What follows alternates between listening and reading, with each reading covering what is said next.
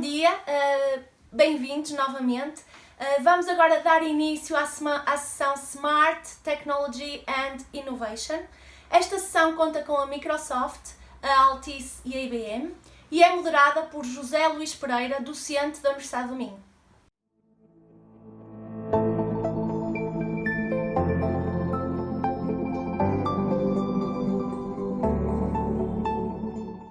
Start my speech by saying thank you very much to the organization. I hope all of you are now in good conditions, good healthy conditions, and also the same for your family. Let me start this speech talking about the artificial intelligence for cities. Now we live in a world that is starting the fourth industrial revolution, and the fourth industrial revolution is about artificial intelligence and robotics. So all the cities in the world are now competing to thrive and to lead this fourth industrial revolution, and artificial intelligence is the main concept around that. What's the recipe for this artificial intelligence? In my opinion, is based on three components. First, you need a lot of data, a massive amount of data, and we have this data. All data coming from the IoT world, all data from the citizens. We need a massive computing power, and now we have the cloud computing that is helping us with all the computing we need. And third, we need talented citizens that are coding the applications and the algorithms for this artificial intelligence. We now have all these three components, so we can start applying artificial intelligence to our cities, to our world. Everything in the city, it can be modelized and can be optimized using artificial intelligence. Which is more important, we can predict the behavior of our citizens and our city because of this data elasticity that artificial intelligence can provide us. Artificial intelligence is here to stay. We need to get accustomed to that. It's already in all of your smartphones.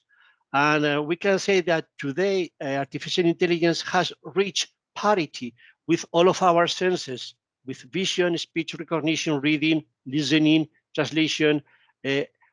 Now the machines can do this much better than us, okay? And we have a massive amount of people already working on this. If we look at the media services, the way we can convert video into speech and using these images for many purposes in the city, we can see amazing things. Watching the city, understanding the behavior, the sentiment analysis for our citizens, a lot of innovative solutions. And this is impacting all the different areas, from the model workplace for our civil servants, or the way they manage our data and our documents, and helping them to do this remote working as we are working, unfortunately, today.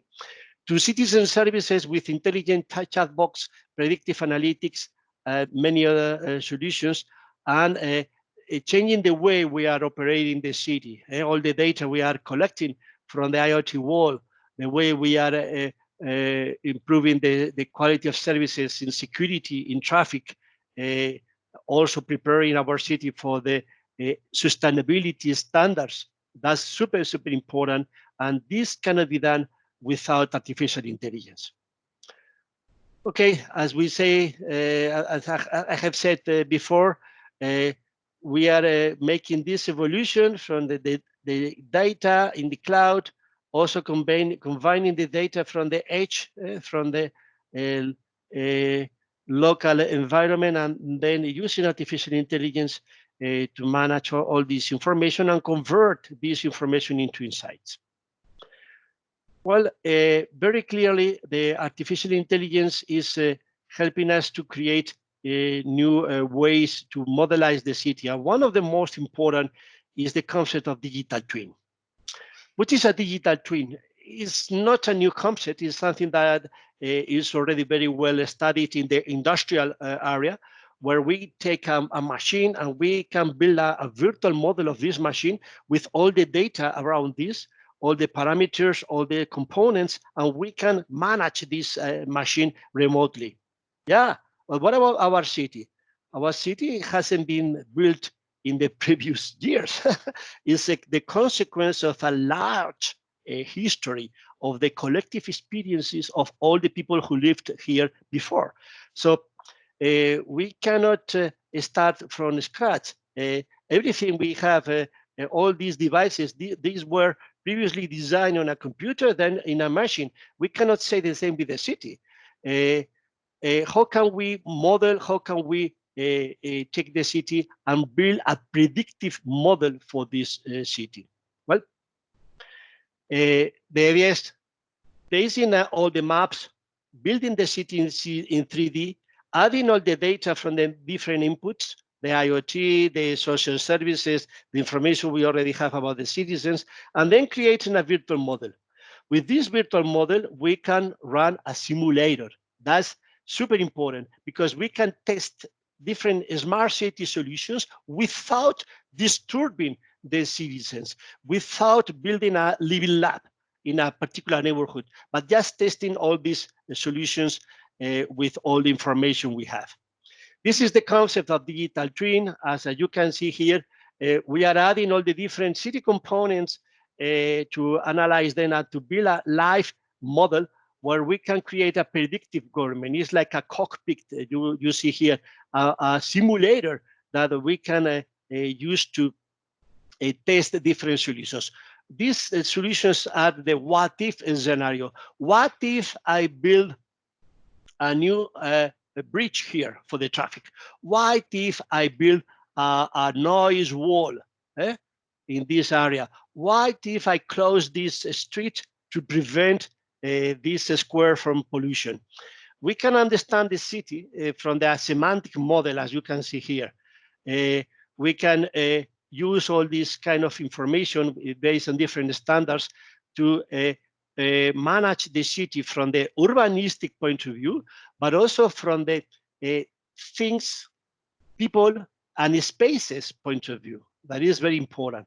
And with that, we can simulate, we can understand how the city will evolve in case of an emergency or in case of we want here, for example, to reduce the traffic across the city, connecting with the new train station. I think this is Göteborg. And then the idea is, what if we build this high bridge? What will be the consequences of that? And we can test these solutions without disrupting the real life. Or we can predict how this building will be built, will evolve, not waiting for this to happen. Okay, so we can use this kind of artificial intelligence built simulators to understand how our city will respond. For example, in case of a city flood, how the water will go through this river, or planning or visualization of new facilities, or in this particular case, this is the city of Paris, how the water will go if we have this heavy rain, and how the different areas will be inundated. So that's super relevant to be prepared for these particular cases. We are running this kind of simulations. Or imagine we are using this space to organize concerts or something that will include a massive amount of people. We need to predict how the people will go there, how the people will evacuate this particular area. And we cannot call 100,000 people to go there at the same moment to make a testing. No. We can run a simulation and obtain the needed data. We are using real-time data. You can see here, because we can watch and detect. This is also using artificial intelligence, and we can predict the patterns, how the people are moving around the city, how many people are going downtown or are going to the university every day here in this example in the city of Seattle. Okay. Going near us, this is an example from the city of Den Haag in Netherlands, where we are recording the whole city in very high precision, less than 2 centimeters per dot. And with these images, we can watch artificially those images and understand how many trees we have, how many broken traffic signals, how the water will flow, how many areas of pavement needs some fixing or must be repaired, taking full control of the city. We can also simulate a new city. This is the case of the city of Kiruna in Sweden. It's a very famous city because this city has the second largest iron mine in the world, and the main ore is approaching the city, and the city is running the risk to collapse. So they took the decision to move the whole city 10 kilometers west. So they are now simulating with this HoloLens the pipes, the new buildings, how the new city will be built. Also, these solutions based on artificial intelligence are super important for accessibility, for handicapped people, for visually impaired people, to help these people move around the city without the need of a guide dog or a lot of help. It's very relevant for them to unlock the city for them. Near you, let me introduce to you this solution from our Portuguese partner, Armish. Is based in Porto, and they are now running with artificial intelligence all the traffic control around Porto. You are now in Braga today, so you are not very far from Porto. And let me tell you that all the data about the traffic, they are simulating the different patterns, how what time and how many people are moving from A to B every day, and then they can adapt the quality and the size of the different highways to deliver the capacity needed for those movements. Okay, so they are doing all these different scenarios in the metropolitan area of Porto. So that's a very clear application for artificial intelligence. And let me finish with another wonderful example. This is from the city of Espoo in Finland. Here they took the decision to understand the citizens. Yeah, it's important because there are some studies saying that 73% of all the data you have about your citizens is not in use. You are only keeping this data to spin on in your disks, doing nothing. What did you put all this information to help you, to work for you, to create insights, to help you make better informed decisions? That's the idea they had in this municipality in Finland. And the idea was to analyze all the citizens' data for the past 14 years.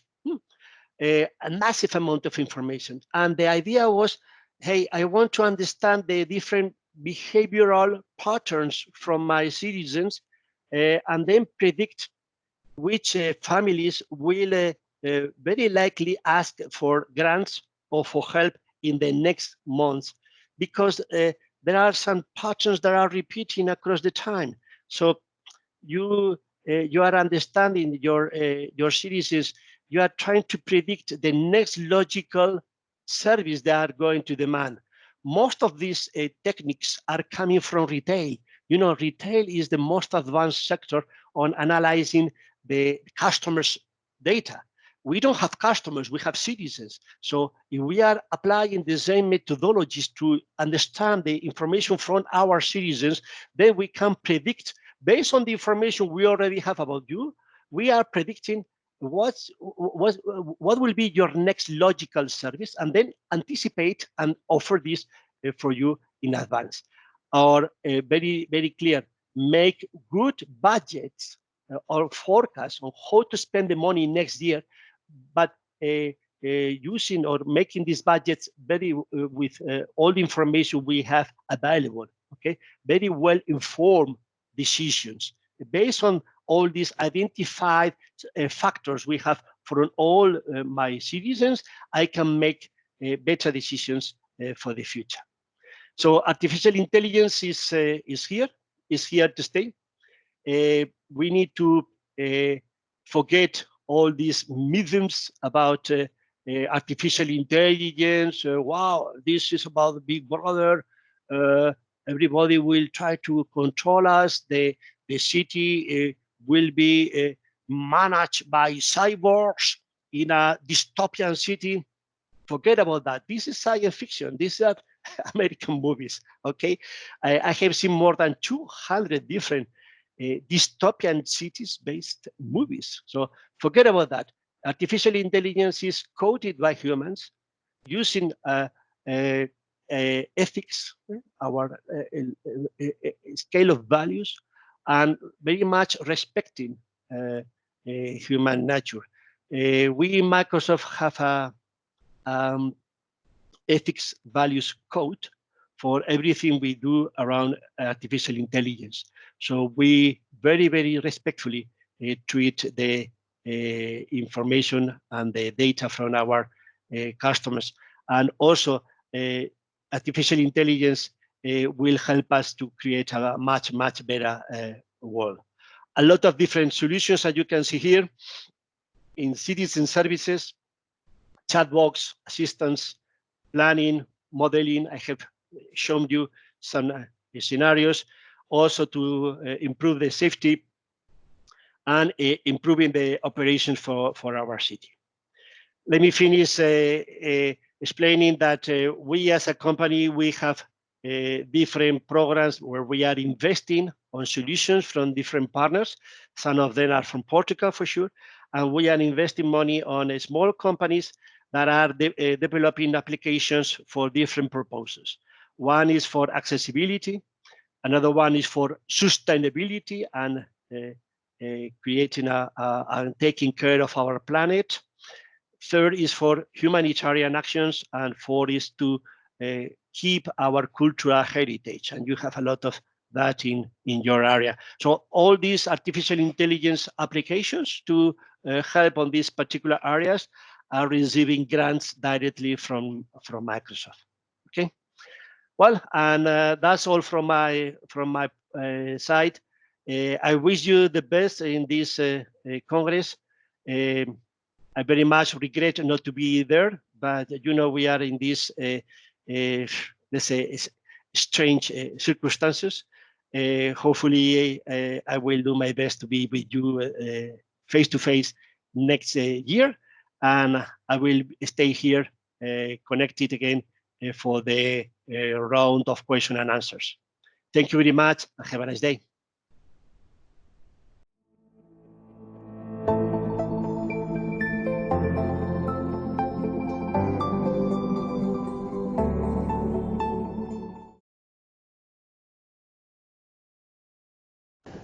Bom dia a todos. Antes de mais, gostava de agradecer este convite à FICIS, dizer que era um prazer estar convosco pessoalmente. Vai ser uma intervenção virtual, face ao contexto que vivemos. Enfim, a sociedade é mesmo assim, o mundo é mesmo assim, e, portanto, estamos num contexto em que podemos continuar a trabalhar. Na verdade, vai ser assim que eu vou terminar esta intervenção, a forma como a sociedade e as cidades estão a começar a trabalhar de forma diferente. E é com muito gosto que farei esta apresentação a senhores autarcas e empresários. Falando do painel e falando deste tema, portanto, Smart Technology and Innovation, é de facto um ponto onde a Altice está perfeitamente presente, sendo parte do seu ADN. Eu vou fazer um enquadramento do que é a Altice, o que é que a Altice tem feito na inovação. Depois vou passar para a componente da nossa visão sobre as Smart Cities de hoje e as Smart Cities do futuro, as plataformas de orquestração que as Smart Cities têm que ter e, por último, fechar da forma que é as soluções que temos e como é que elas podem aportar à transformação digital da nossa sociedade. Começando pela Altice, porque a tecnologia e a inovação. Nós, enquanto tecnológica portuguesa, achamos que, para lá das soluções que o mercado pede, temos que seguir um caminho que é fazer um investimento em várias infraestruturas e em várias tecnologias, por forma a preparar o futuro e aquilo que a sociedade constantemente vai evoluindo ao nível de serviços de telecomunicações. Exemplo, Altice Labs é a nossa fábrica, é lá que nós produzimos a maioria das nossas soluções tecnológicas e é onde nós temos atualmente 700 engenheiros. Para terem uma ideia, a Altice em 2018 foi distinguida como a empresa tecnológica que mais investiu em inovação, foram 86 milhões de euros e acabou por criar 2 prémios para promover a inovação. Um primeiro, um prémio internacional e outro, um prémio nacional que, na verdade, permite a empresas como startups produzirem as suas soluções que depois de passar no nosso controle, digamos, de qualidade dos nossos engenheiros, acabam por as equipas vencedoras virem trabalhar com a nossa plataforma da IoT, plataforma essa que vai servir depois para as Smart Cities. Em relação à visão que nós temos para o futuro e para o presente das Smart Cities. As Smart Cities são hoje um vetor de, primeiro, conseguir com que a qualidade de vida dos seus cidadãos seja melhor. Depois, conseguir atrair pessoas e investimentos à região. E, por último, conseguir fazer com que a própria gestão da cidade tenha menores custos. Vou começar por dar exemplos do que é que nós estamos a fazer em algumas cidades, em alguns municípios deste país, para tentar responder a estes 3 vetores que eu acabei de dizer. Melhor qualidade de vida para os cidadãos, mais investimento e atrair mais pessoas à região. Reparem no seguinte, nós temos vindo a produzir e a instalar soluções de realidade aumentada, onde, por exemplo, um cidadão que vem de fora chega a um monumento histórico e, através do seu telemóvel, apontando para aquele monumento, consegue ter acesso à informação, a um filme, a uma personalidade histórica que vai contar a história daquele monumento. Isto é um exemplo de um serviço que nós podemos colocar numa cidade, diferenciadora para uma cidade porque qualquer cidade portuguesa tem monumentos históricos e é um fator de diferenciação onde eu, que visito aquela cidade, consigo ter um serviço de melhor qualidade. Mas, para quem lá vive, também temos soluções que hoje permitem, por exemplo, controlar o trânsito. Nós hoje passamos horas nos nossos carros e não faz sentido nenhum, dando este exemplo, haver semáforos com filas de trânsito constantes, onde estão constantemente vermelhos e o tempo entre o vermelho e o verde é quase igual a um cruzamento de um semáforo que está ao lado e onde, na verdade, naquele semáforo não há praticamente carro nenhum. Isto é um exemplo que nós hoje já temos, onde conseguimos fazer o balanceamento de uma solução em que, de um lado, existe uma tecnologia de semáforo para controlar, obviamente, o tempo de espera e maior fluxo, onde, havendo mais carros, o sinal de verde estará mais tempo aberto. E, na verdade, estamos, consequentemente, a mexer para outro tipo de soluções de qualidade de vida, que é menos poluição. Portanto, eu consigo introduzir numa cidade um conjunto de soluções que acaba por ir tocar num conjunto também de serviços e impactos para o próprio cidadão. Imagine-se o seguinte, um autarca quer fazer um evento, uma cidade quer promover a sua história e, portanto, deve perceber o que é que tem que fazer para atrair pessoas de outros distritos, de outros concelhos, de outras partes do país. E hoje em dia, nós, operadores, e em particular a Altice, desenvolveu plataformas que se integram na plataforma de orquestração das Smart Cities. Por onde é que vêm as pessoas? Quantas pessoas vêm e vêm de onde? Um município que faz a promoção do evento sabe quantas pessoas vêm do município contíguo A, B, C ou D? Se calhar não. E, portanto, pode acontecer que 90% da população que visita aquele evento é de apenas um município. E isto significa que o município tem informação, tem poder para depois, com a sua equipa de marketing e equipa de comunicação, perceber onde é que deve investir a comunicação noutras áreas do país para voltar a atrair cidadãos e, na verdade, trazer investimento para essa cidade. Quantas noites é que essa pessoa esteve? De onde é que ela veio? De que país? São tudo dados que uma cidade inteligente tem que ter. E, portanto, acabei de vos dar um outro exemplo de como é que nós conseguimos, através de uma cidade inteligente, rentabilizar o investimento que nós podemos fazer e atrair ao mesmo tempo pessoas para que nos possam visitar. Outro exemplo, e agora a nível de custos. Soluções de, por exemplo, controlar como é que estão os depósitos onde os resíduos são colocados, produzidos pelos seres humanos. E que, na verdade, como nós sabemos, são depois recolhidos à noite. Normalmente o que acontece é uma volta que é perfeitamente traçada, onde há um custo de combustível, onde há um custo de tempo, mas, na verdade, há aqui um detalhe. Com soluções que são possíveis de instalar e que, na verdade, nós temos hoje instaladas, eu consigo pôr sondas onde os resíduos são recolhidos e perceber se aquele local onde é depositado o resíduo está mais ou está menos cheio. E consigo fazer a otimização do meu percurso para recolha de resíduos. Portanto, os 3 outros exemplos vos podia dar. Exemplo, rega. Quantas vezes eu e os senhores que me estão a ouvir já passaram em dias de chuva, no verão, por locais que estão a ser regados? Não havendo um controle da umidade que está no solo,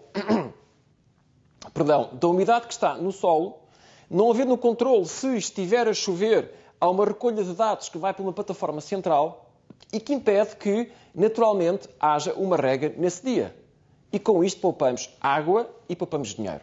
Portanto, existe aqui um conjunto de soluções que, menos custo, mais qualidade de vida, investimento que vem para a região, receitas que vêm de outros locais para a região e que, na verdade, é uma integração global de uma cidade inteligente, onde eu controlo qualidade, controlo custo, controlo investimento, de uma forma orquestrada. E, portanto, esta é a nossa visão, de alguns exemplos que eu vos acabei de dar, de como é que nós podemos transformar uma cidade normal numa cidade mais inteligente, onde eu tenho estes benefícios baseados nestes 3 pilares. Falando do futuro, pegando isto que eu acabei de dizer, existe uma tecnologia que está para breve e, na verdade, o que vai acontecer é uma orquestração destas plataformas, que é o seguinte: se eu tiver a recolher estes dados e a recolha destes dados não for correlacionada, na verdade o que vai acontecer é eu não consigo ser eficaz. Ou seja, eu tenho informação, eu, operador, dou a um município informação de onde é que estão a vir as pessoas, por onde é que elas entram. Quando eu faço um evento e promovo um evento, de onde é que elas vêm? E o que é que eu faço com isto? Na verdade, a Altice Portugal acabou por desenvolver uma plataforma de orquestração que permite não só recolher informação, como a seguir despoltar um conjunto de eventos que levam a ações para corrigir aquilo que está a acontecer. Exemplo, se eu sei que X indivíduos que visitam a minha cidade venham do município ao lado e esses X são 90%, a minha equipa de marketing automaticamente pode receber uma informação, a minha equipa de comunicação automaticamente, com a nossa plataforma de orquestração, pode receber uma informação para permitir fazer ações corretivas de locais que não estão a ser bem comunicados e, dessa forma, atrair mais investimento à região. E, portanto, as plataformas de orquestração, que são, na verdade, plataformas que agregam toda a informação daquilo que está a vir dos sensores que estão espalhados pela cidade e nos permitem correlacionar eventos e tomar decisões. Outro exemplo. Soluções para o controlo de como é que estão os tanques, os depósitos de água espalhados pela nossa floresta, para saber quando há um incêndio se a água está lá ou não. Este é outro exemplo que nós temos disponível e o que é que permite? Naturalmente, estar sempre a monitorar o depósito, perceber se o depósito está a meio d'água, se tem alguma fuga, se por evaporação pelo calor, como é que está o nível de água, e desta forma controlar de forma proativa que no caso da intervenção dos bombeiros, no caso de um incêndio, eu ter ali à mão uma solução que eu sei que está perfeitamente funcional. Isto quer dizer o quê? Que, na verdade, não basta nós termos soluções IoT em standalone. Elas têm que estar congregadas numa plataforma essa desenvolvida pela Altice Empresas, e que permita ao município coletar uma série de informação, correlacionar e agir. Este é que é o ponto. Falando do futuro, o que vai ficar em cima deste caminho que nós estamos a seguir será o 5G. E, de facto, o 5G vai trazer um outro tipo de serviços, on top destes que eu partilho com os senhores, que é serviços que hoje, de facto, não são possíveis. E não são possíveis porquê? Não são possíveis porque há serviços que são altamente sensíveis à latência, ou seja, o tempo em que eu peço informação e a resposta que me chega, e isso leva a que haja serviços que eu ainda hoje não consigo fazer, mas que vou conseguir fazer com um 5G. Exemplo, mais tarde ou mais cedo, numa questão de anos e de poucos anos, as Smart Cities, para além desta informação, vão ter carros conduzidos por humanos e carros que não são conduzidos por humanos, chamados carros autónomos. E, na verdade, não vai haver um tempo em que hoje são seres humanos que conduzem e amanhã não são seres humanos que conduzem. Nós vamos coabitar. E para isto, a rede 5G vai ser fundamental para tornar a cidade mais inteligente. Porque a rede 5G é composta por duas redes. Uma rede de baixa frequência, que andará nos 700 MHz, e uma rede de alta frequência, que andará nos 3.5 GHz. E estas duas redes são complementares e são resilientes entre si e redundantes. E, na verdade, estes equipamentos de que eu falo irão estar ligados às duas redes em simultâneo. O que é que isto irá permitir? Irá permitir que o próprio carro autónomo escolha, porque está integrado com a plataforma de semáforos da cidade, de uma Smart City, qual é o caminho que tem menos tráfego, para chegar mais perto ao seu local. Desta forma, menos poluição, menos tempo para chegar ao trabalho. Isto quer dizer o quê? Quer dizer que as plataformas do futuro, na verdade, são uma evolução daquilo que nós já hoje promovemos junto dos nossos municípios. São plataformas de contínuo desenvolvimento, de contínua investigação, através, como eu disse, dos 700 engenheiros que nós temos na Altice Labs. E isto quer dizer que o paradigma está a mudar, que é nós não nos podemos cingir para pensarmos que uma Smart City é controlar a poluição do ar, controlar o caudal do rio, controlar o nível sonoro. Não chega. Nós, com estes dados, não conseguimos fazer aquilo que queremos. Temos é que conseguir correlacioná-los e agir. E para isso, uma plataforma de orquestração é fundamental. Em cima disto, como eu vos acabei de dizer, o 5G irá permitir um conjunto infindável de eventos, um conjunto infindável de serviços que serão mais um serviço acima das Smart Cities de hoje, que serão as Smart Cities do futuro. Deixo aqui algumas soluções que eu já vinha falando. Telemetria da água, a gestão dos resíduos, a monitorização ambiental, são tudo exemplos daquilo que a Altice já hoje fornece, mas eu não queria deixar de terminar sem falar na transformação digital que está hoje a acontecer e o ritmo da nossa sociedade. Smart City também não é só tudo aquilo que eu acabei de dizer, é a forma como nós, de forma inteligente, nos vamos adaptando. E, portanto, como dizia já Charles Darwin, não são os mais inteligentes nem os mais fortes, mas são os que melhor se adaptam. E aí, permitem-me dizer, a Altice Portugal foi investindo ao longo destes últimos anos milhões, literalmente milhões, para ser rigoroso, nos últimos 4 anos, 2.000 milhões de euros em fibra óptica para a capacidade de Portugal e ligar Portugal. Porquê é que eu digo isto?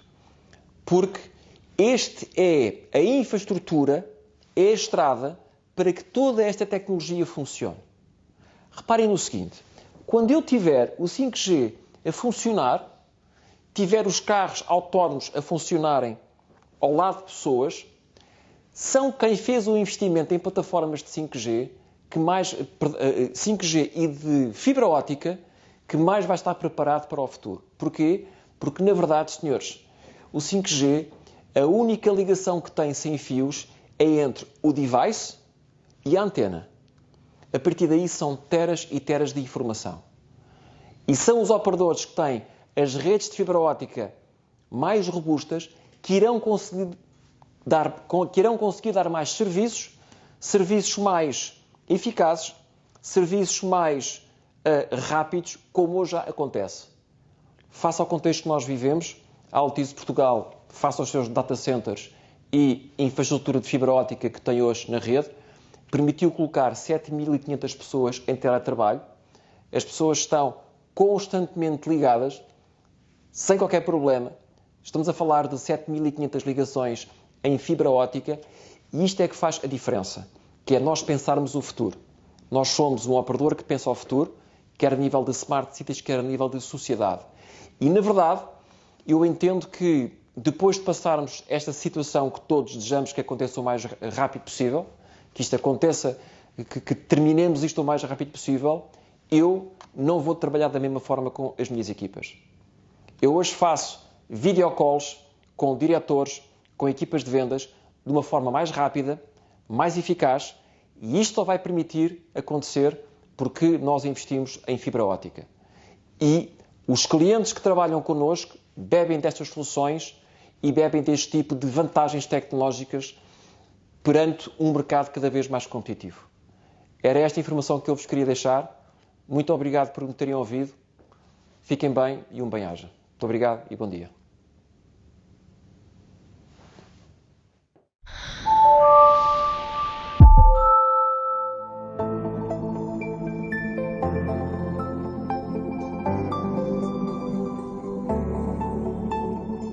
Vivam, muito bom dia a todos. Estamos na 6ª edição da FICIS, Cidades Inteligentes e Sustentáveis. Este ano, nesta 6ª edição, num formato um tanto ou quanto diferente dos anteriores, e já acerca disso queria começar por louvar a organização da conferência, por não se ter amedrontado pelas atuais circunstâncias e tenha mantido então isto noutro formato. Um formato que não é tão rico quanto digamos, a presença física, em que as pessoas se cumprimentam, conversam e fazem o chamado network, mas dadas as tais circunstâncias em que todos estamos, vamos ter mesmo que avançar neste formato. A conferência começa com uma sessão designada por Smart Technology and Innovation. Inicialmente tínhamos 3 oradores, infelizmente um deles não teve a possibilidade de participar, mas contamos aqui com a Altice e com a Microsoft, 2 excelentes oradores. Vamos agora conversar daqui para a frente, mas já terão visto então duas apresentações. A apresentação inicial do engenheiro José Ondiviela, eu espero ter soletrado bem o nome, nuestro hermano de Espanha, fez a apresentação, viva, como está? Fez a sua apresentação em inglês.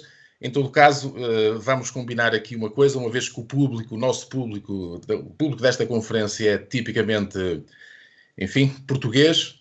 A ideia é termos aqui a nossa conversa, a conversa que vamos ter aqui entre os 3, em português também, ou que se puder aproximar do português, aquilo que se costuma designar por portinhol.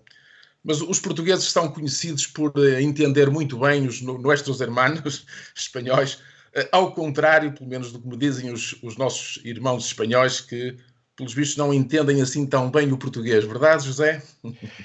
Es una cuestión de las S, pero si habla despacio, entonces podemos entender muy bien. É engraçado, sempre verifiquei isso. Os portugueses entendem muito bem os espanhóis sim. têm algumas dificuldades Sim. em perceber o português.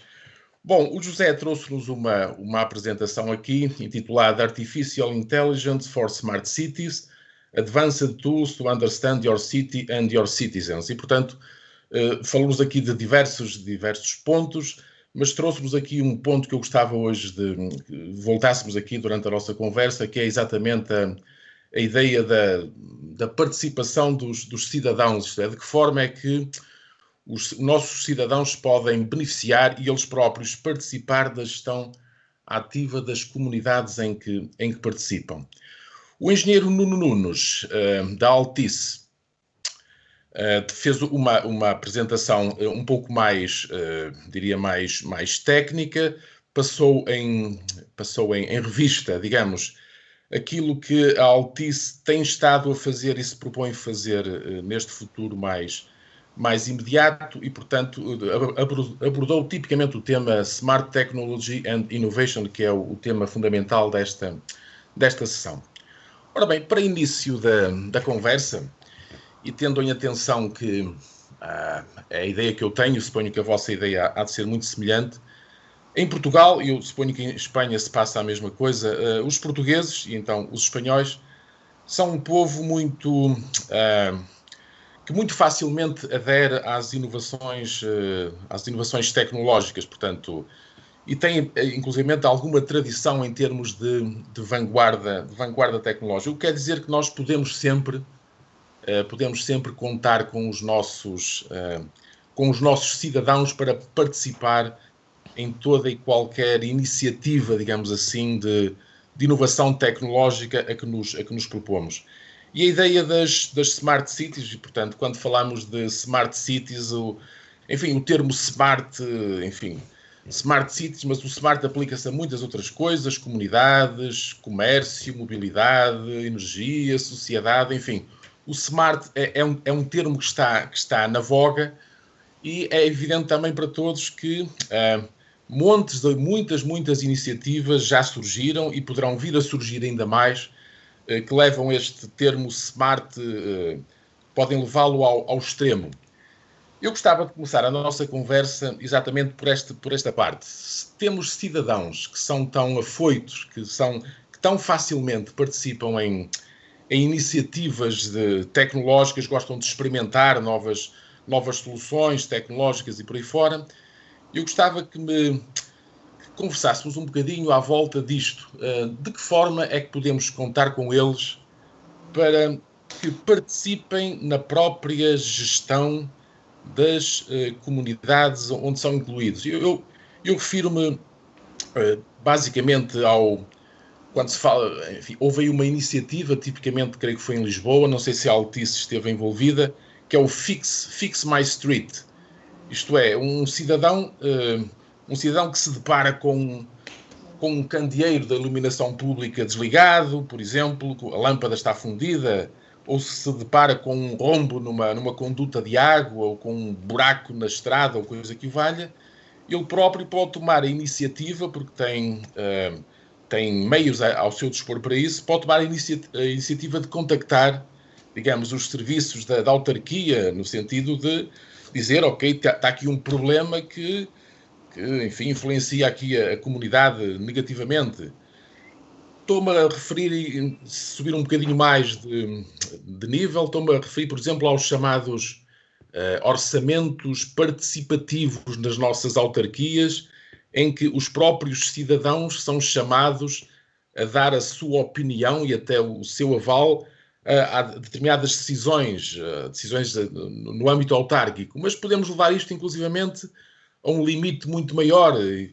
Se até hoje tivemos aquilo que se designa por democracia representativa, não é? Em que os nossos cidadãos votam e elegem a Assembleia da República e têm um governo que os representa e, portanto, toma as decisões substituindo os cidadãos, creio que cada vez mais nos dirigimos para e já temos os meios, ou começamos a ter os meios, para podermos falar até numa democracia participativa, em que os próprios cidadãos podem eles próprios ativamente intervir nos destinos, nos seus próprios destinos. Portanto, esta ideia do smart, a gente fala de smart city, mas eu levo um bocadinho para cima e falo de smart society, em que todos, não é, nos podemos envolver na condução dos nossos próprios destinos.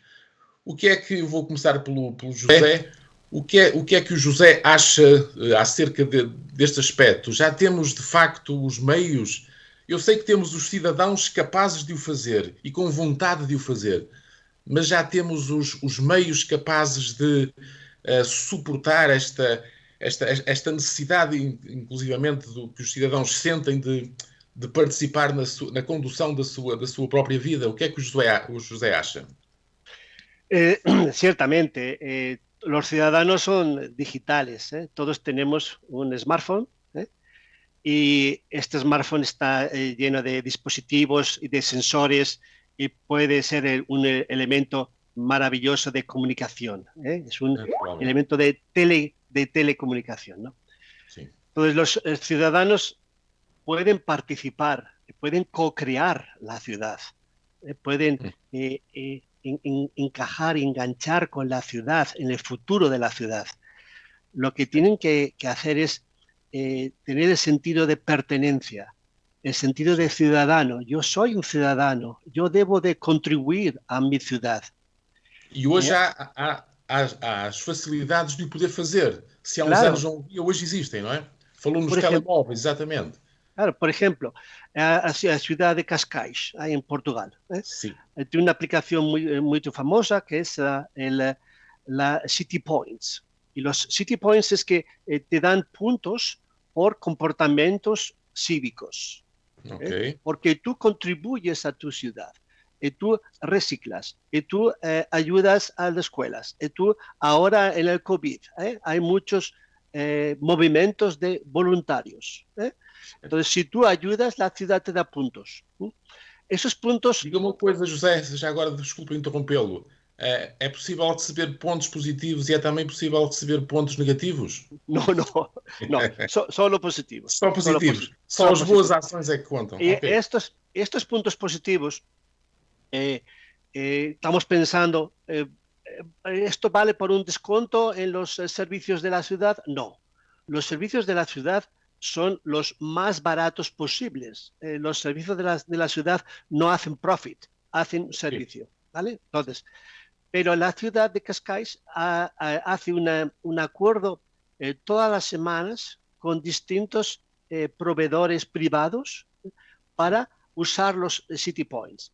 Por ejemplo, para ir al cinema, yo en vez de pagar voy y uso mis City Points.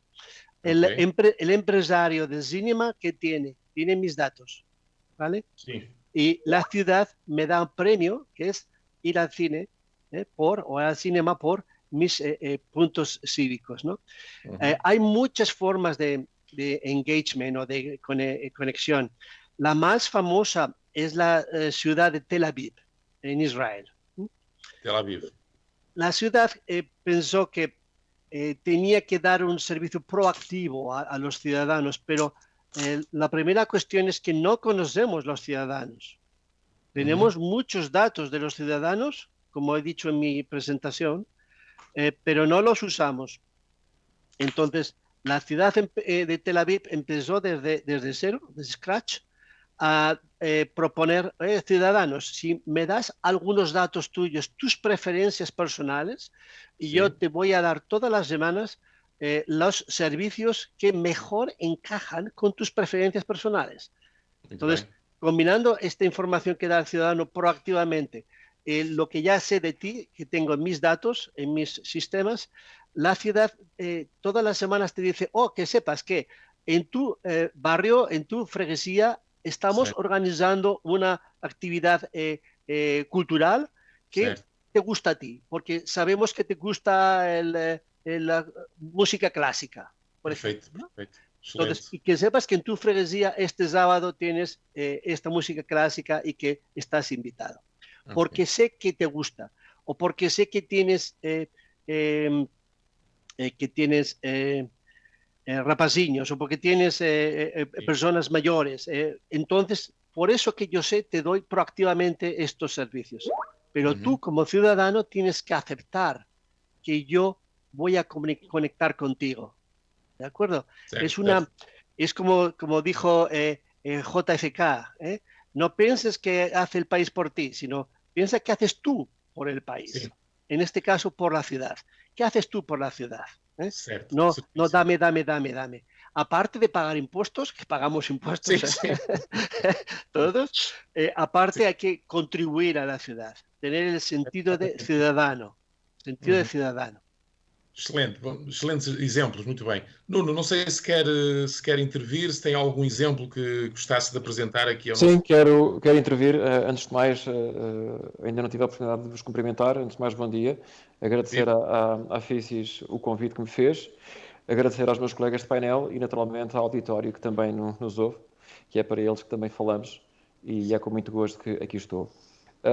A pergunta que me colocas, eu diria que obedece a dois grandes vetores. A primeira é as cidades são geridas pelo poder autárquico. E, portanto, havendo muitos autarcas que nos estão a ouvir, eu diria que, e nós temos vindo a conseguir fazer isso, o primeiro aspecto é mudar a forma como pensamos. Portanto, eu só consigo criar condições para os cidadãos interagirem, passar, como dizias, do patamar da cidade inteligente para a sociedade inteligente, é conseguir querer interagir com o cidadão de forma diferente. E para isso obedece a um grande desafio também tecnológico. Portanto, não só no paradigma, na forma como pensamos e como agimos com os cidadãos, mas também no paradigma tecnológico. Se eu quiser, como há pouco dizias, se eu quiser tentar, eu cidadão, contribuir para que a cidade seja mais ao meu gosto, àquilo que a sociedade pede, eu naturalmente tenho que ir ouvir aquilo que o cidadão quer. E, portanto, o primeiro aspecto que nós temos que fazer é recolher a informação. É perceber o que é que as pessoas mais procuram, o que é que as pessoas mais querem, o que é que elas gostavam que a sua cidade mais tivesse. Isso parte de um desafio tecnológico, que é criar uma plataforma, uma infraestrutura que consiga fazer um colectar de dados, para depois, com esses mesmos dados, poder trabalhá-los. Portanto, o primeiro desafio que nós aqui temos é criar uma plataforma tecnológica para que, em cada cidade, eu consiga fazer a recolha da informação que eu quero, para trabalhar de forma diferente com os meus cidadãos que eu faça essa gestão. E, portanto, depois, no final disto, haverá um outro aspecto que eu não acho que seja menos relevante, que é a congregação dos dados e a orquestração dos mesmos. Portanto, não chega eu querer saber o que é que as pessoas desejam, é preciso depois construir e orquestrar. Quando eu recolho a informação é correlacionada. Se a informação é correlacionada, ela per si, eu tenho que transformar a informação em algo que seja útil. Caso contrário, é só Big Data. Portanto, eu tenho aquela Big Data, sei aquilo que tenho, eu, enquanto operador, tenho muita Big Data e se eu não a usar, ela não passa de Big Data. E eu com Big Data não faço nada. Portanto, eu tenho que transformar a Big Data em informação útil. Portanto, isto obedece, como eu dizia, termino como comecei. Uma forma diferente de pensar, querer de facto estar mais perto dos munícipes, digamos assim, dos cidadãos, e o desafio tecnológico para coletar essa informação e poder correlacioná-la com aquilo que efetivamente é importante. Eu, antes de passarmos aos desafios tecnológicos, e eu creio que seria interessante falarmos aqui um bocadinho do estado em que estamos em termos de avanço tecnológico e necessidades de novas evoluções, eu gostava que ainda nos referíssemos dentro deste aspecto da participação dos cidadãos à outra face da moeda, que é o facto de, ao deixarmos que os cidadãos nos alimentem com tantos dados, estarmos a pôr em causa a sua própria privacidade. Isto é, eu gostava que nos referíssemos um bocadinho não estou a dizer que venha aí o Big Brother, não é exatamente isso que eu quero dizer, mas o facto de as pessoas terem terem a noção de que estão a ser, entre aspas, acompanhadas, vigiadas, monitorizadas, se acabará por ter o efeito contrário, que é deixarem de ser tão participativas como aquilo que poderiam ser caso esse problema não surgisse. Isto é, acham que a sensação de estar a ser constantemente vigiada pelo facto de tantos dados estarem a ser extraídos, há bocadinho José falava nos pontos que eu ganhava ao fazer isto, aquilo e aquilo outro, se isso também não tem o reverso da moeda, que é eu, de alguma forma, sentir-me demasiado... Pronto, eu não vou chamar outra coisa, vou chamar vigiado. O que é que o José acha? Está claro que hay que proteger la privacidad, ¿no? Y estamos, afortunadamente, en Europa, tenemos la regulación más estricta del mundo. Sí, es el GDPR, el General Data Protection Regulation. Exatamente, Entonces, exatamente. Esto es una grande ventaja que tenemos en Europa, ¿no? Imagen sí o no. Hay ciudades como San Francisco que han prohibido cámaras. Okay. Cámaras cámaras para cara, para la face, la cara. Sí. Reconocimiento facial. Esto. Yo pienso que es un compromiso. Yo cedo parte de mi libertad y de mi identidad a cambio de un servicio. Entonces yo pienso que no podemos ir a un entorno como la película Minority Report, que todo el mundo está controlado por su cara, sus iris. No. Eso es ciencia ficción. Sí. Pero si yo estoy en una estación de ferrocarril o en un aeropuerto, y yo quiero que está grabado. Yo quiero, porque yo necesito seguridad. En un entorno muy populado, mucha gente, por favor, cámara. ¿Por qué? Porque hay malos. Y hay que recordarnos que estamos en amenaza terrorista. Sí. Toda Europa. Entonces, en esos lugares, yo preciso cámara. Hay que tratar la imagen, los datos con mucho respeto. Esos datos no se puede utilizar para cualquier otra cosa, ni para vender, ni para analizar, no, solamente para seguridad. Y también poder sindicar es enganchar y conectar todas las cámaras que hay alrededor, todas las cámaras que hay. Imagínate en Braga, en la plaza central, hay cualquier problema, la policía de Braga puede conectar con todas las cámaras de los bancos, de los comercios, de las entidades privadas que hay ahí y tener todo eso sindicado y poder gestionar ese problema, ¿no? Entonces, yo diría, tengamos confianza en la tecnología. La Unión Europea está ahora diseñando los principios éticos de la inteligencia artificial. Entonces, tengamos respeto y tengamos confianza por esos principios, ¿no? Me preocupa solamente algunas cuestiones éticas, porque la cuestión ética de esa inteligencia artificial es la ética del programador que lo codificó. Entonces, cuidado. Si yo uso un programa que ha codificado una persona en China, o en un país islámico, o en una cultura distinta, la ética que hay ahí es la ética de esa cultura. Sí, es diferente. No es la ética europea occidental, digamos, cristiana. Cierto, ok. Porque nuestra ética europea viene de la ética cristiana. Certo, Entonces, certo. hay otras éticas, hay 8 éticas distintas. Sim, há outras questões, exatamente. Yo no digo cuál es mejor ni peor, no. Cada uno tiene la suya, con todo respeto, pero podemos encontrar que mi coche autónomo, cuando tiene un problema ético y tiene que decidir qué hace, va a usar la ética de quien lo programó. Certo. ¿Vale? Certo, Entonces, certo. esto es un problema muy bien estudiado. El MIT lo estudió, se llama la Moral Machine. Preguntó a más de 80.000 personas de distintas civilizaciones, ¿no? Sí. Y en determinados problemas, la decisión que yo tomaría es distinta de la que toma un chino o de la que toma un musulmán. Entonces, esta es la única cuestión que habrá que tener en cuenta. Cuando yo utilizo la tecnología tiene también que tener una ética. Y la ética que yo quiera que tenga, ¿vale? No la que ha puesto el codificador o el programador que ha hecho ese código. Pero por lo demás, por favor, tengamos confianza. Las películas estas de ciencia ficción, hay más de 200, he contado yo en mi tesis doctoral, más de 200 películas que son distopias. Eso es ciencia ficción. Eso no, no es lo que estamos hablando.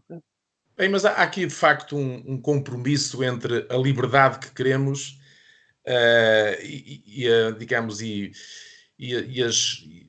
as vantagens que podemos tirar do facto de perdermos alguma dessa liberdade. Eu estou-me a lembrar exatamente agora do contexto que estamos a viver, por exemplo, uma das explicações para que a pandemia não tenha sido tão grave na China, prende-se com o facto de lá os cidadãos serem um bocadinho mais, digamos, menos... não protestem tanto pelo facto de o Estado os seguir de forma tão detalhada, digamos, vou pôr o problema nesses termos.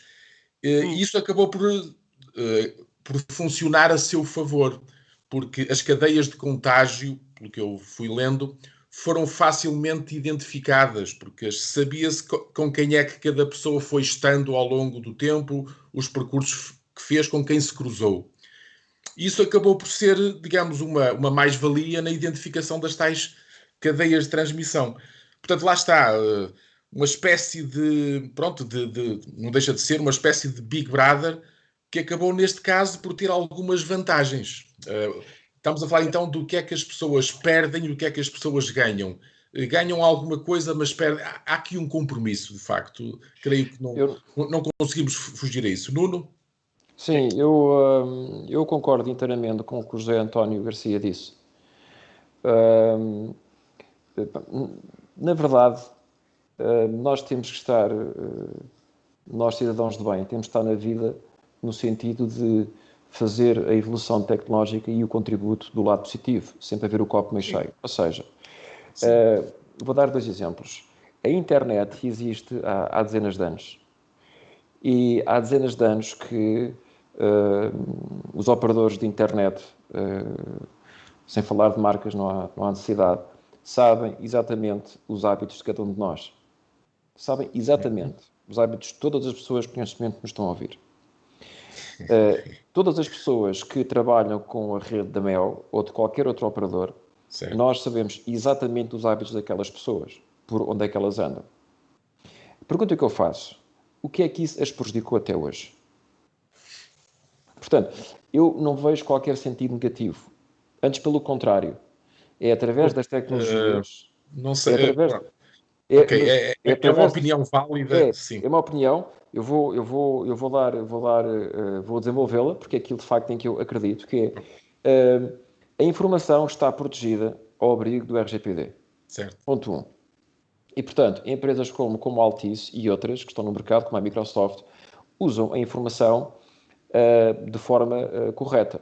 Sim. E eu nunca vi este ou outros operadores usarem esta informação no sentido de prejudicar os cidadãos. Se o fazem depois para prejudicar a concorrência, isso, e como já vimos na União Europeia haver coimas pesadas a terceiros, não é disso que eu vou falar, até porque o âmbito da sua pergunta não foi essa.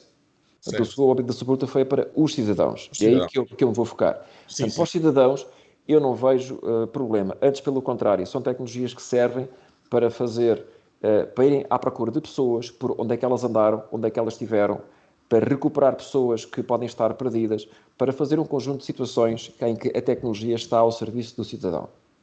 Eu acho que é outra coisa. Porque na sua pergunta, o José também disse que os cidadãos irão inundar as câmaras de informação. Muita informação com esse contributo. Ora, esse para mim é que é um ponto muito importante, que é, se eu crio uma expectativa, enquanto autarquia, que peço informação ao cidadão, eu tenho que dar seguimento àquilo que faço. Portanto, não é para ser apenas estar um ato que acho que é interessante e ir pedir informação para saber o que é que as pessoas gostavam e não fazer nada com ele. E assim, obedece a um desafio tecnológico, como já referi na minha primeira intervenção, muito grande, que é coletar a informação, recolhê-la, correlacioná-la, organizá-la e intervir a partir daí. E eu acho que aquilo que o cidadão tira de bem para isso, ou tira de bom para aquilo que tira, versus aquilo que tem que dar, que é identificar-se, dizer quem é, isto não é nada. Porque ele, quando faz um contrato de eletricidade, de telecomunicações, quando vai ao seu banco, o seu banco tem os seus dados todos. Portanto, na verdade, é preciso pôr as coisas no peso certo e na medida certa. Se, de alguma vez, nós usarmos isto de forma depreciativa, o que nunca aconteceu, que eu saiba, de empresas de bem que são serviços aos cidadãos, não há, eu diria, o estigma de eu estou a ser vigiado. E mesmo que eu esteja a ser vigiado, desde que eu seja uma pessoa de bem e, na verdade, não forem contra a minha liberdade, eu não vejo nenhum mal nisso. Pronto, é só por dizer que, digamos, o cidadão, de certa forma, tem o direito de, ao sentir-se vigiado, tem o direito de se sentir, como dizer... Mas sabes, José, observado. Agora... É que a palavra vigiar tem uma conotação negativa no nosso dicionário. E o ponto é, quando usamos essa palavra de vigiar, estamos a ser vigiados, parece que anda alguém atrás de nós a ver aquilo que nós andamos a fazer. Não é que está errado, não é? Portanto, o que eu dizer é, as pessoas, as empresas têm a nossa informação. E essa informação, se for usada de forma correta, não tem mal. Certo. O José queria intervir. Ahora mismamente, en estos momentos del COVID, las autoridades están pensando en poner sistemas para la movilidad. Saber por dónde tú has andado. Foi um exemplo, sim.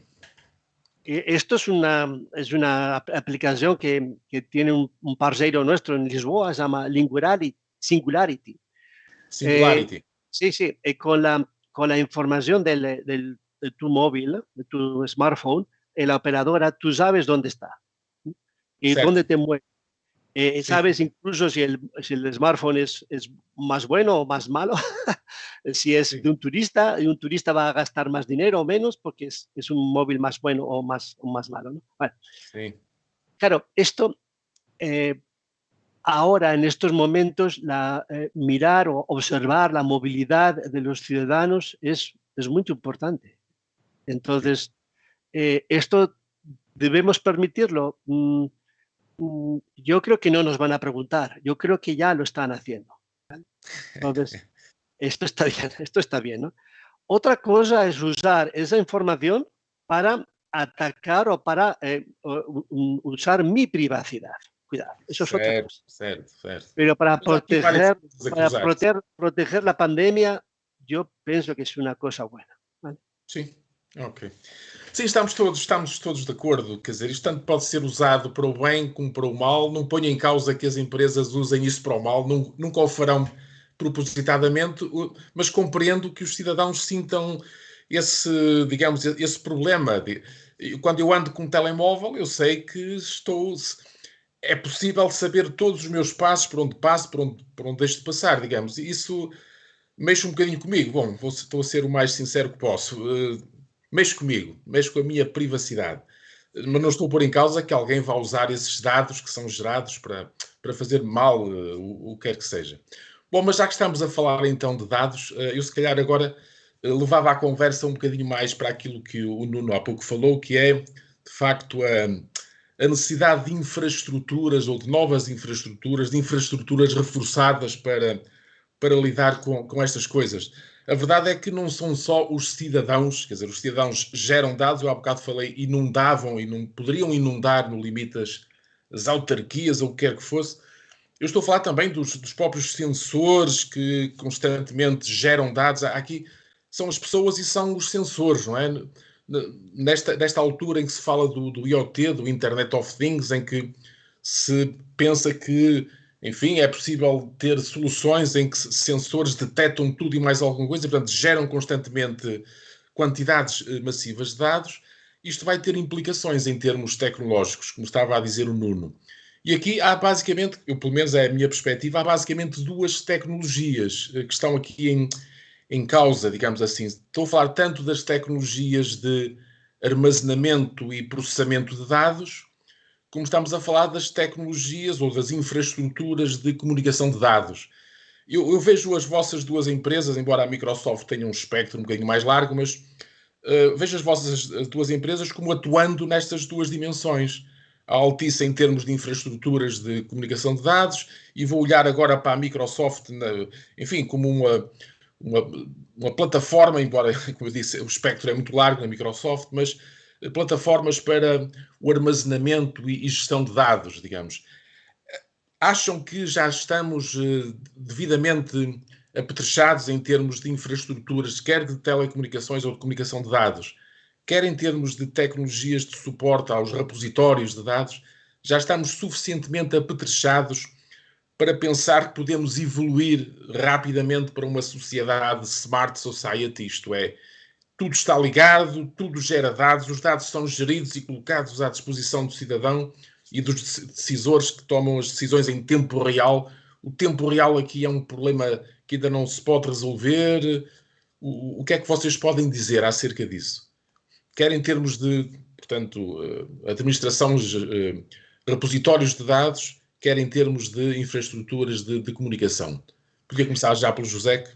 Sí, más que el almacenamiento de dados, es el procesamiento de esos datos, ¿no? Procesamiento, y ahora estamos al principio de la 5G, de la 5G.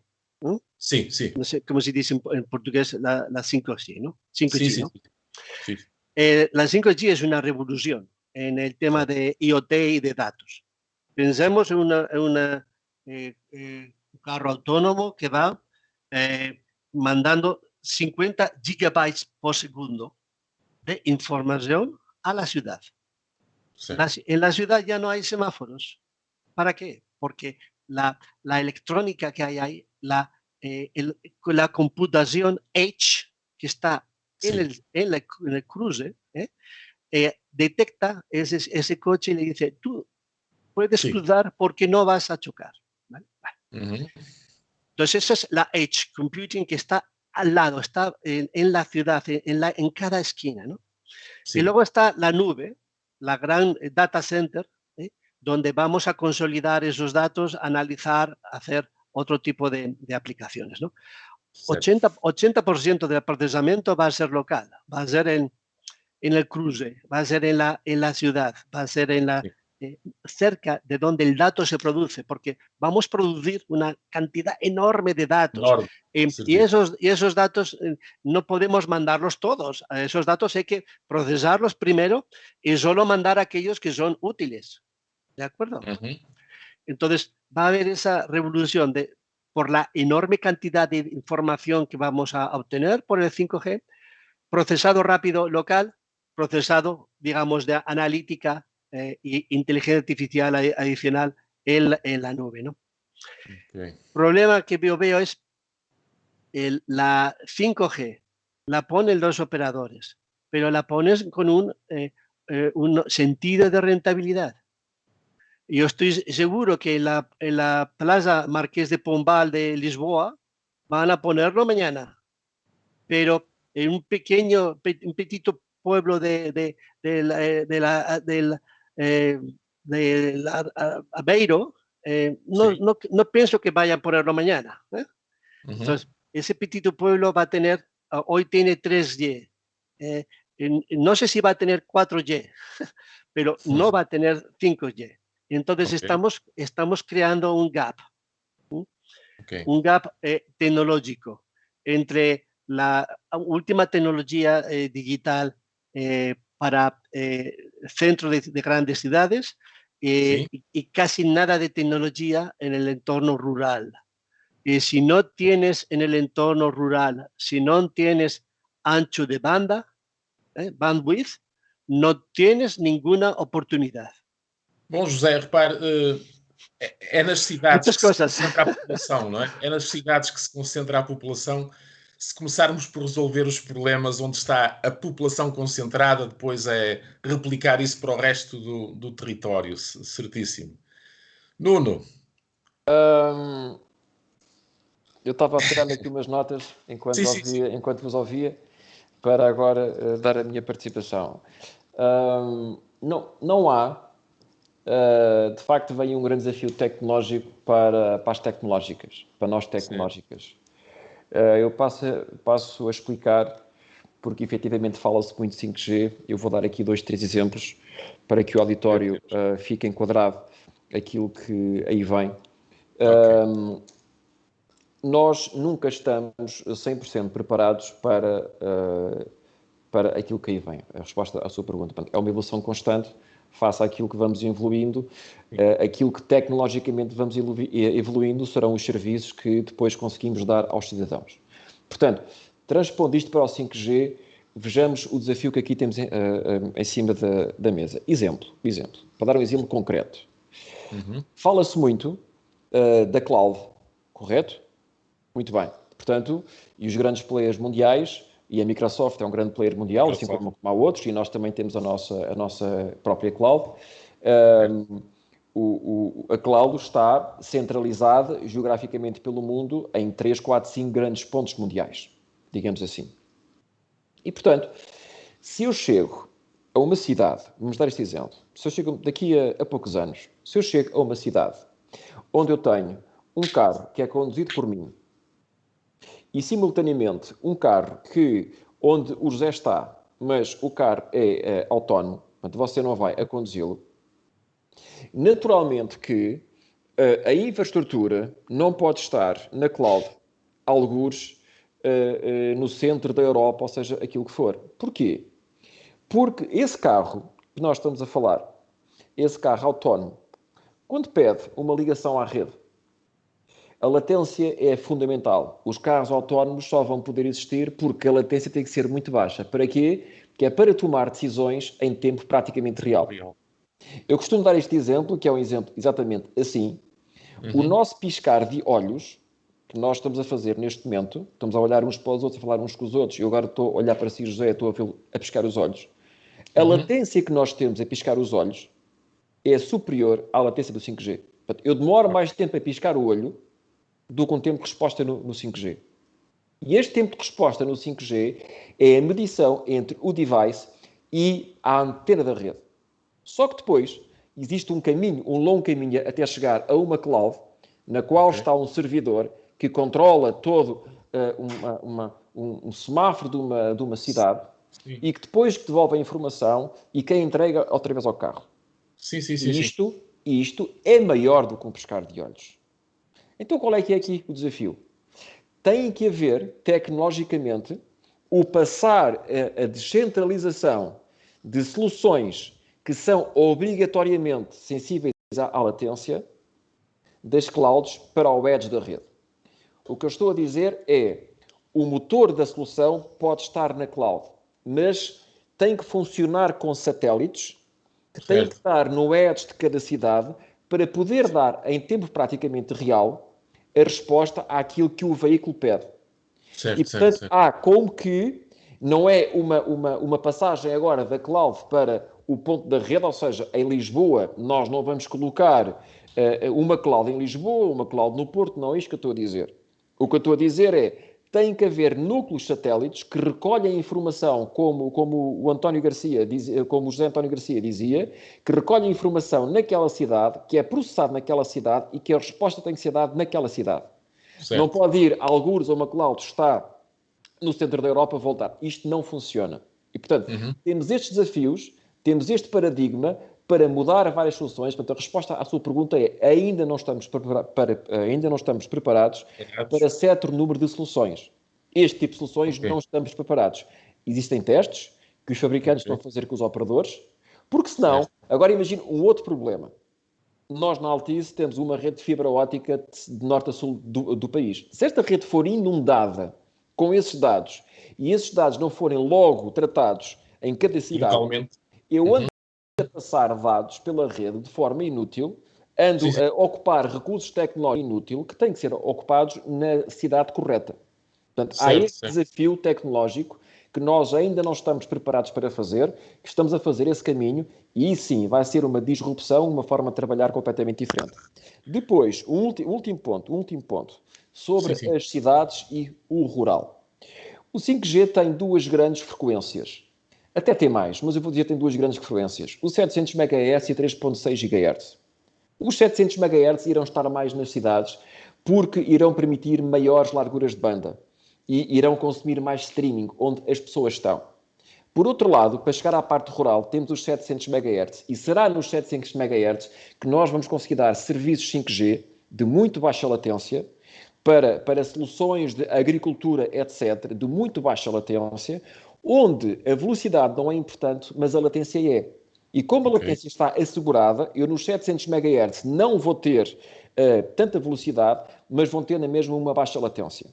E, portanto, o 5G irá permitir esta coabitação de frequências, as quais serão redundantes entre si. Porque quem me está a ouvir pode dizer assim, então, mas se um carro está a funcionar a 3.6 GHz numa cidade e se eu naquela antena tiver um problema, o que é que acontece ao carro? O carro não vai bater no outro carro, como é lógico. O carro para imediatamente. O problema não é esse. O problema é que se o carro para imediatamente, eu trago muito mais problemas, trago muito mais engarrafamentos do que trazia anteriormente. E, portanto, tem que haver duas redes simultâneas em que o carro está ligado a duas redes, 3.6 e a 700, que elas são redundantes entre si, que é para que se uma deixar de trabalhar, o carro está ligado à outra. Portanto, o 5G não se pense que vai ser apenas para a cidade. Naturalmente, vamos começar pelas cidades, onde estão as pessoas. Mas vai ser muito mais importante para as empresas do que para os cidadãos.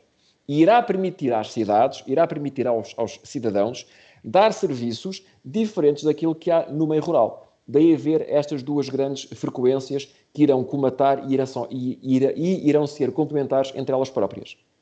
Sim. Obrigado. Eu acho que é importante, quando estamos a falar destas inovações tecnológicas, eu acho que é sempre muito importante manter os pés no chão, e daí eu ter perguntado a vossa opinião em termos do que é que acham que é possível, porque costuma-se dizer que quando se fala de tecnologia, o céu é o limite, mas entre aspas, bastante entre aspas, não é? Há que ter os pés no chão, porque isto não é ficção científica.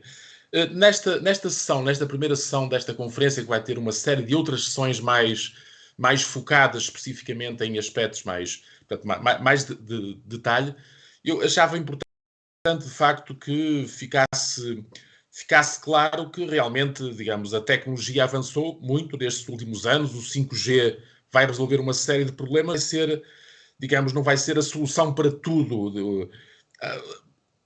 É importante conseguirmos ver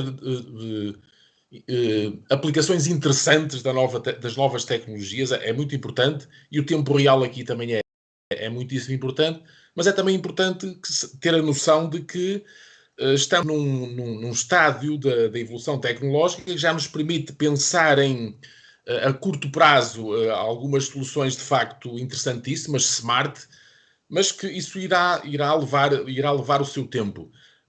Portugal, Espanha, eventualmente a Península Ibérica, suponho eu, é corrente entre nós pensarmos que estamos, ao mesmo nível em termos de avanço tecnológico, ao mesmo nível que o resto da Europa. Portanto, digamos que no resto da Europa, os nossos colegas europeus não estarão, nesta altura, mais capazes, mais preparados para pôr no terreno essas novas soluções que já estarão na cabeça das pessoas, mas que ainda não estarão ainda não saíram do papel. O que é que acham? Quer em termos de Microsoft, quer em termos de Altice, estamos a acompanhar o resto da Europa, estamos em linha com eles e, portanto, estamos todos na mesma onda? Eu então, se calhar, José António Garcia, se me permite, eu antecipo-me. Em Portugal, nós iríamos agora, em 2020, dar início ao 5G. Face ao contexto que vivemos, está adiado esse lançamento. Tecnologicamente, nós, o ponto aqui não é em si lançar o 5G. Há bocado o José Pereira disse uma coisa muito importante, que é: o céu é o limite, mas temos de ter o pé assente na terra. Ou seja, o que é que eu quero dizer com isto? Eu posso lançar um 5G, mas depois é preciso, tecnologicamente e a montante da rede, as soluções estarem preparadas e desenhadas para isso. Exemplo, o 5G vai dar muito mais largura de banda. Fantástico, é verdade. Mas se eu chego a um site onde, efetivamente, o detentor daquele site não fez a evolução tecnológica para que as máquinas que lá têm possam processar a informação ao ritmo de um 5G, eu vou ter 5G só até ao site. A partir daí eu vou ter que esperar e vou ter que adaptar-me à velocidade daquele site. Agora, uma coisa é certa: o 5G vai trazer inúmeras oportunidades de negócio para as empresas, vai trazer inúmeras oportunidades para a criação de emprego. E, efetivamente, o mundo está a mudar. Eu não creio que as tecnologias vão gerar desemprego, antes pelo contrário, eu acho que vai gerar emprego diferente e as pessoas vão se adaptando ao emprego, porque quer nós queremos, quer não, se não houvesse agora Covid, nós estávamos em níveis de desemprego muito baixos. Portanto, não é pela sociedade ser mais autónoma, ter mais autónoma, ter mais autómatos, ter mais tecnologia independente, que não é por isso que nós tenhamos menos emprego, porque alguém tem que o criar. Temos é que adaptar as novas profissões a este tipo de tecnologia. Sem dúvida. E, portanto, o que eu estou aqui a dizer é: Portugal continua a fazer o seu caminho a nível tecnológico, foi agora travado pelo Covid-19. Seja como for, nota final é: não está na infraestrutura em si o serviço. O serviço de valor acrescentado está depois naquilo que é colocado em cima da infraestrutura para poder dar ao cidadão. E, na verdade, eu termino como comecei, que é: se eu, autarquia, quero comunicar com o cidadão, então tenho que criar esses serviços, essas plataformas para poder interagir. Não é na tecnologia em si que nós vamos criar a diferenciação. Certíssimo, Nuno. Muito obrigado. José, não sei se quer terminar. Sí, yo no veo grandes diferencias entre Portugal, España o el resto de Europa. Pero sí que creo que hay una serie de ventajas que debemos aprovechar en Portugal y en España. Estamos al principio de la cuarta revolución industrial, que va sobre inteligencia artificial y robótica. Y bajo mi punto de vista, esta inteligencia artificial, esta cuarta revolución industrial, tiene tres componentes. Primero, datos. Y datos ya tenemos muchos y vamos a tener más, y el despliegue de 5G va a acelerar el tener esta información. Muy bien. Luego precisamos computing power, precisamos data centers, pero vamos a tener data centers en todos los países. O sea, no hay problema tampoco por esto. Habrá data centers en todos los países. Muy pronto también en Portugal, claro que sí. Y finalmente, talento. Talento, sí, talento para codificar esta inteligencia artificial. Y esto, Portugal y España tenemos mucho talento con unos salarios bajos. Y esto es una gran diferencia que no estamos aprovechando. Podemos desarrollar equipos de desarrollo de aplicaciones de inteligencia artificial que compitan muy bien en el resto de Europa. Y esto no lo estamos aprovechando. Tenemos que aprovechar ese talento que tenemos, que sale de nuestras universidades en Portugal y también en España, y ese talento ponerlo a trabajar en las aplicaciones de inteligencia artificial. Si no estamos desaprovechando ese talento, le estamos diciendo vete a Alemania o vete a Dinamarca. No. Quédate aquí porque es un país, nuestros países son maravillosos para vivir. Quédate aquí, pero desarrolla esta última tecnologia. Essa é, do meu ponto de vista, a grande diferença. Muito bem, muito bem. Muito obrigado, José. De repente, dou conta que já passa da 1 da tarde, já devíamos ter terminado esta sessão. Resta-me então agradecer a vossa participação. Foi uma sessão muito rica, discutiram-se aqui temas muito interessantes. E em nome da organização, obrigado a todos e até uma próxima oportunidade. Está bem? Nós agradecemos, muito obrigado e Muito cumprimento. obrigado. Muito obrigado. Muito obrigado. Eu desejo Graças. próximo ano estar aí em Braga com vocês. Obrigado. Fisicamente. Certo, Fisicamente. Fisicamente. Muito bem. Fisicamente. Muito obrigado aos dois, então. Muito obrigado, Muito obrigado. senhores. Com licença, uma boa tarde. Obrigado.